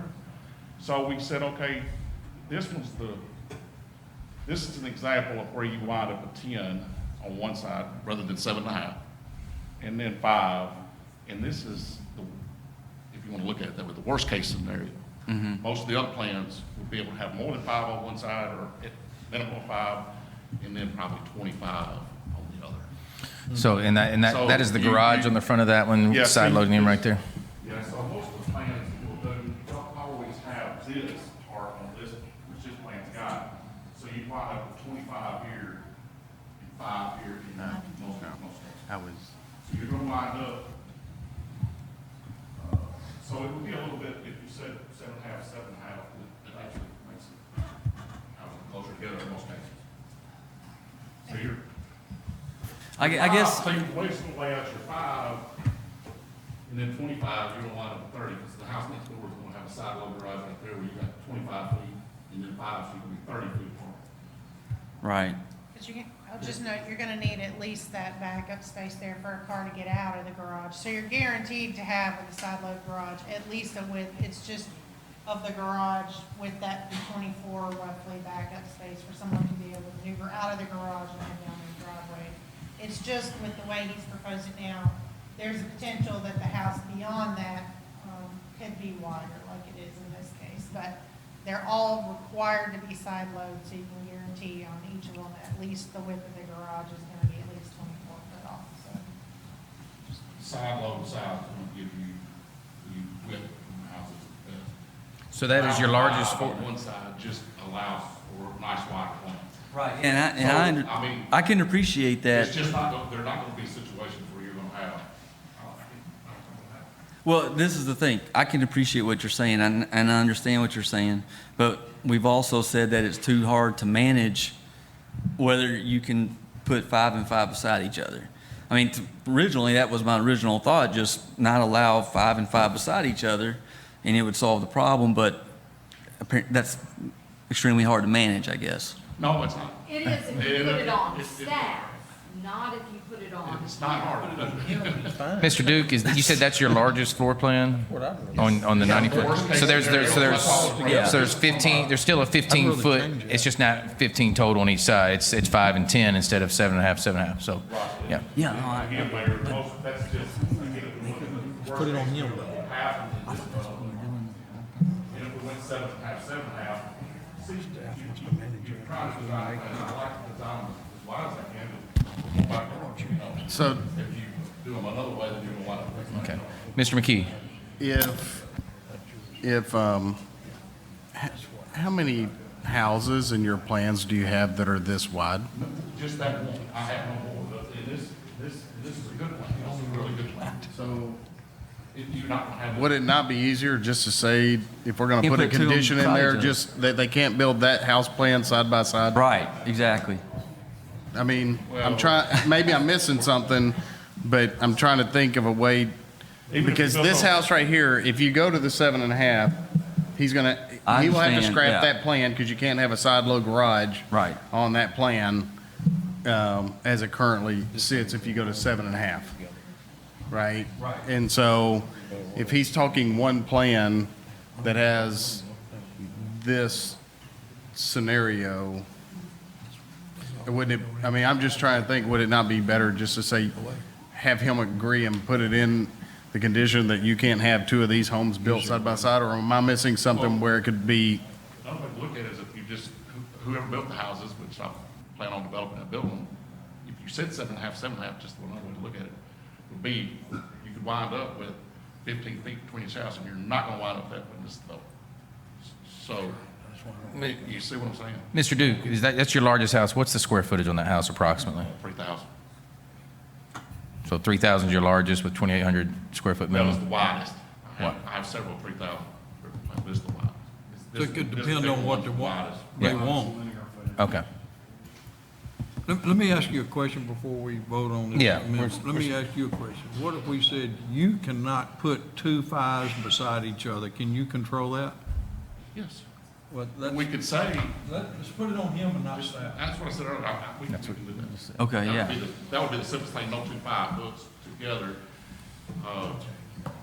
Yeah. So you couldn't have 10 lots alike, you couldn't have. There'll be some 5. people watching. So this is more of an HOA document issue than it is a town, document then, in my opinion, because if we don't want staff to be involved in it, then, Well, is this a condition, Mr. Lawson? Hey, will, We've run into these problems before, and what Mr. Graham is addressing is that you can have that condition, and that's fine, that's a condition on the builder. If the builder, or assuming Mr. Duke sells them to somebody else, they come in, that gets gone through, a building permit is issued in there, come through, slabs put in. At that point, you've got a $15,000-$20,000 investment in a slab, 2 slabs, 2 floats together, you have to do a stop work order. Does it go to the BZA then for continuation, does a violation of that, does the slab have to be lifted out, come through? And so you put yourself in a legal scenario where staff issues a building permit in there because they're not watching, it becomes more complicated. So we've had situations like that in the past. I think that's what Mr. Graham is trying to address, is to avoid when we run into this problem. I mean, if we're wanting to have a minimum. Putting the condition on the developer, it still has to come back to staff. Well, that's what I was saying, but could we not put a condition in his HOA document, so now it's an HOA issue for him and, We don't have enforcement. I understand that, but if we're trying to not have the town staff be involved in measuring 6 inches, It's still gonna be an issue. I don't think whether you're making the HOA responsibility of the staff. If the building permits get issued in there. I don't like the 5 foot, but the reality is going to 7.5 is 2.5 foot, and I bet 95% of us couldn't point out 2.5 foot in between 2 houses. And that's where I'm getting into kind of battling semantics on. If I could also. I'm sorry, if I get everybody to please, I'm sorry, it's getting kind of hard to hear with a lot of sidebar discussion. I know there's a lot of conversation. If we can get everybody, Mr. McKee has the floor. That's all, just that.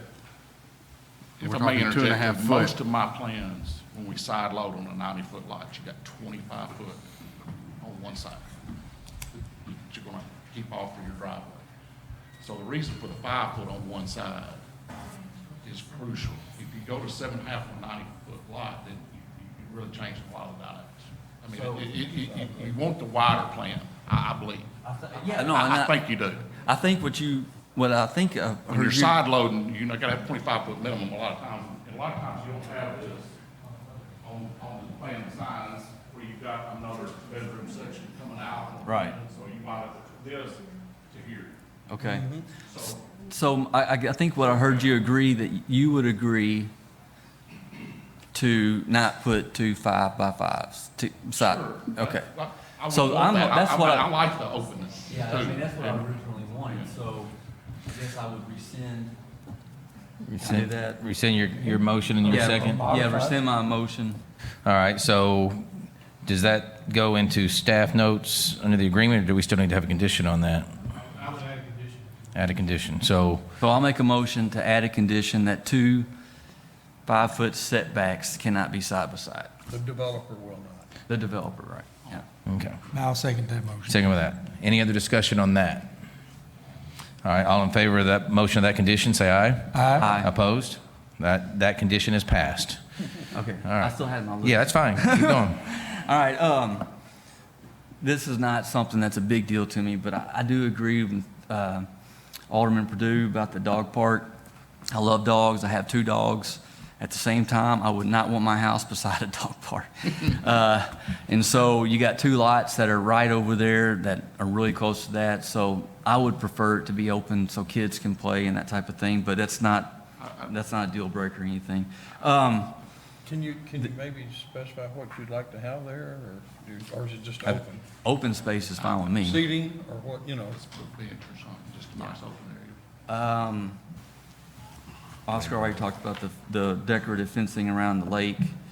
The positives, I will say this, to me, this development is more in line with, what I've kind of envisioned, going back to the kind of the pocket neighborhoods. Although it is connected to Maple Grove, it is going to feel like its own neighborhood, especially with the lake in the middle and all the houses surrounding the lake. So that I really do like. I think of the developments that have been brought before us, this is the best utilization of green space that I've seen, with the lake being in the middle. And I do like the addition of the farmhouse style. I think that's a good transition from Maple Grove going over to the older part of town. And then I think the lot sizes, I do like the fact that they're 12,000. And, just kind of a reference, I mean, Maple Grove is right there, and so it's a little bit bigger, 750 square feet bigger than what Maple Grove is. But, then as it's, I guess there's different neighborhoods, different sizes, but I think it is appropriate. So overall, I actually do like the overall plan. The only other thing I would like to, I guess, I don't know if we want to discuss it, but the porch size, having a minimum depth to the porch. I don't know if you have thoughts on that, or? I do. The porches are wide is more important than depth. It's a look from the street, curb appeal. When you get into depth, you get into expense, which I would just say, making houses nice, that's what people want, and affordable is important. So you do get into an expense there that's not always, can be appreciated sometimes. And I do appreciate what you're saying about the swing. Not everybody maybe want to swing, maybe some do, maybe some see them bigger. But it's more about the width than the depth, I think. And that's just from a look of the porch being wider rather than deeper. But I think that's what the market's looking for too. That's what that's I'm just glad to see somebody putting some front porches back on them. Yeah, it's a very popular house now. Are we talking 4 foot, 4 feet? They average 4 to 8 foot, 6 foot. So you'll have, depending on where on the porch. In depth. Yes, so it can range from 4 to 8 feet. And it depends on where, so they range, so they, where the porch, the house may set like this, and there may be, so you may have 8 here, but you may not have 8 here. I'm gonna, if I can interject. Go ahead. I'm gonna politely disagree on the depth not being as important as the width. From the street view, yeah, I totally agree, the width, because you can't always tell the depth. But you don't live from the street view, you live standing or sitting on that porch. And I can promise you that we've all been to people's houses, or we've owned a house that has a 4 or 6 foot porch, and you go, I can't do anything with this. I can put a dinky tea, set out here to sit on, but it's really not a utilizable space until you get to about 8 foot. My back porches are gonna be pretty big. But what's the purpose of a front porch if you can't use it and want people to sit out on it? So first up, I want to say thank you for everything you've done to this. We've had a lot of conversations around this, and probably more than anybody You're else right on that, right? This is gonna be a terrific subdivision. It is. And I appreciate the details that you've given on the house plans. I'm okay with the dog park leaving. It's one less hassle for the HOA, and I think people walking up and down the sidewalk are gonna end up putting their dogs there and using the HOA's garbage wrappers for their poop and everything, so I'm fine with not having that there. I know we discussed it at Planning Commission, but I'm trying to flip pages. Angela, what's the column distance on the brick columns on the fencing? So they're at each corner of the larger 1 acre lots with 2 in between, so. Okay. 40, okay, I couldn't remember exactly. They'll be uniform all the way. Yeah. And that will also be up the sides wherever there's fencing coming up to the street side and everything. But other than that, I'm good with it, but I would prefer to see an 8 foot minimum on the porches, myself.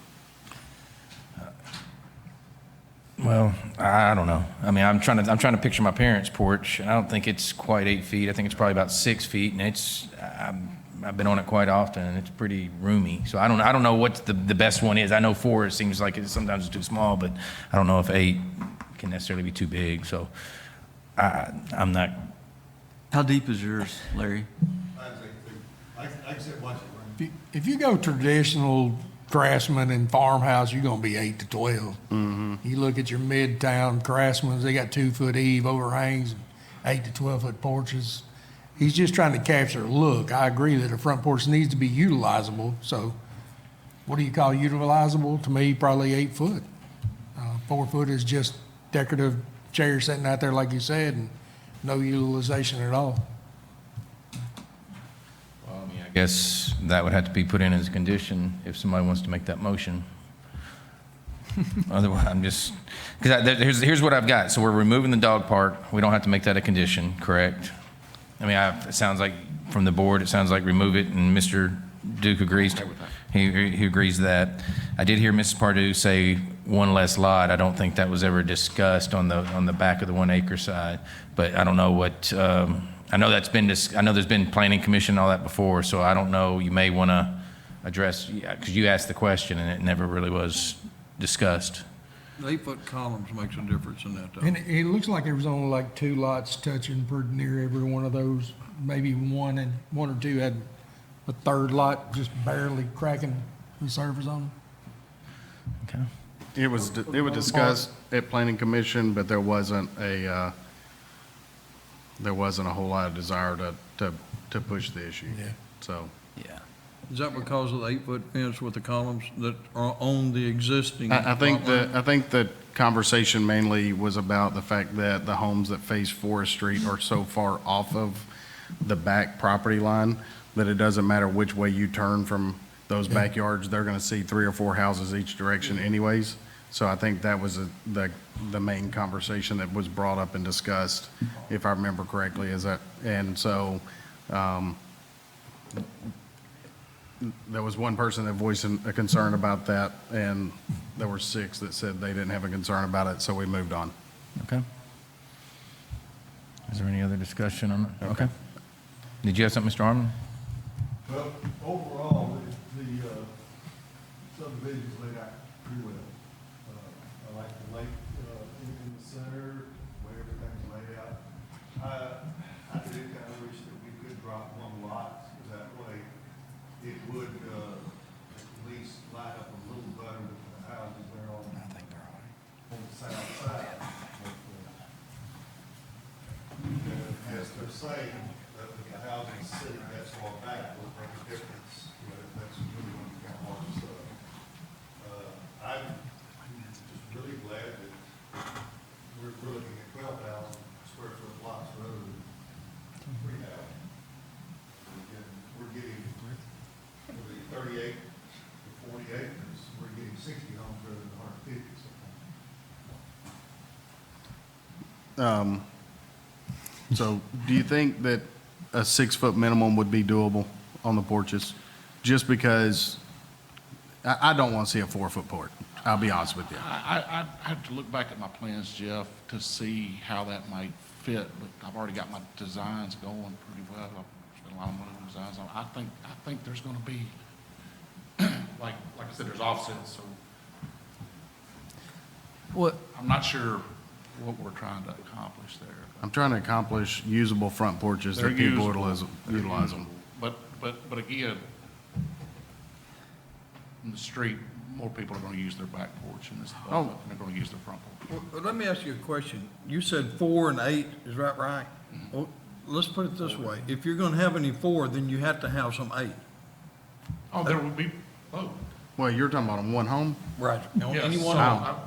I've already got, Any one home, if it has a 4, it's got to have 8, because he says it's gonna be different. Yeah, different well, offs. on one plan, there'll be 4 and 8 on one plan. On one plan. Yeah, so they're offset, the porch is offset. look Yeah, at it, that's, see where I'm that's going? fine. I mean, if one part of the porch is 4, but another part of the porch is 8, I'm okay with that. I'm okay with that as well. My concern is that one porch on one house was gonna be 4 foot and then, No. That's what I was Okay. I think if we do it that way, we got So we it. will have some that will be, you know, they offset, so. Yeah. So as long as one part of that is 8 foot, I'm okay with it. I just didn't like the term Well, I'm not sure large. that there is, I got 8 foot on all of them, I don't have all my plans here. Okay. Got 6. At least 6 on. There you go. At least They're all 6 gonna somewhere. look very good. That part I actually do believe, they'll look good. Look, we They're don't gonna need look another very work good. session, okay? They're all gonna look very good. So, does that, I don't know how we it's more stipulate it important without than getting that. into every home plan and things like that. Yeah. You know, some of this, we may just have to trust the builder to do, but I think, I hope he's hearing us loud and clear that I don't want to see a house that a 4-foot porch is the deepest porch that's on that home. No, they won't be, however. okay, does that answer your question on that? And So, then, lighting along the walking path. I'm not I talking think about that's a street. good idea, actually, I don't have a problem with that, I kinda like that, maybe some low light. So DRC still has to look at this, correct? just something minimal, yeah. So DRC will still see this, so my recommendation So is the to path's bring, kinda lit up back there, I think that's a good idea. my recommendation would be to bring this back for DRC for their approval of lighting on there. I would just put in a condition that there would be lighting along the path and let Mr. Duke and DRC and Angela work out the details of what that lighting looks like. That's part of the landscape design? Yep. Okay, does that work for everybody? Yep. Okay, I think that's most of what I've heard from the concerns or the conditions. Is there anything else from the board on this? Okay, Thank y'all for your time. thank you. Seeing none, all in favor of the motion as, with the one condition added? Make sure everybody's clear on that. In favor of the motion with the condition added, say aye. Aye. Opposed? That item passes. All right, we have our last item that's not on the actual agenda. It's Resolution 2019-30, a resolution to authorize the award of bid to Madden Phillips Construction for the site grading utilities for the second fire station to be located on the northwest corner of Airline Road and Donaldson Road, to be known as Arlington Fire Station Number 2. Mrs. Durant. We apologize, this item was inadvertently left off your agenda. We did place a publication for bids on May 8th with an expectation to open those bids on May 30th at 2 p.m., at which times the bids were opened and publicly read aloud. There were 6 bidders, the lowest responsive bidder being Madden Phillips. This is for the site engineering and utility work for the fire station located on the northwest corner of Donaldson Road and Airline Road. Staff has reviewed the proposals and is recommending award to Madden Phillips. And you do have your expense line item and your fund balance, your committed fund balance line item noted in your resolution. Staff would recommend approval. For the recommendation by Mrs. Durant, do I have a motion to approve? Motion. Motion by Mr. Brooks. Second by Mr. McKee. Discussion or questions? Seeing none, all in favor of the motion, say aye. Aye. Opposed? That item passes. Any other new business, Mrs. Durant? None. Okay. Any other announcements? Oh, wait. Yes, sir, Mr. Officer. I know y'all know security. I just want to introduce myself. Most of y'all have seen me here before. I'm the new executive officer for the Uniform Patrol. I run the day-to-day operation. So if you all need anything, I'm the new guy. What's your name for the record so we'll know? Oh, I'm sorry. My name is Robert Elliott. My title is captain. I'm going to pass each one of your business. All right. Thank you. Well, thank you for being here. So you are... Light stood there a long time. Yeah, I didn't know you were waiting, standing wanting to make an announcement, or I would have let you come up sooner. No worries. All right. Well, thank you. Do I have any other announcements before we make a motion to approve the bills for payment? A motion to approve the bills for payment. Motion. Second. Motion by Mr. McKee, second by Mr. Brooks. Any objection to paying the bills? Seeing none, that item passes. Do I have a motion to adjourn? Motion. Motion and a second. Any objection? Meeting adjourned. Thank you. Hey, you say you're going out of town next week. Thanks for getting When you get back, do you mind if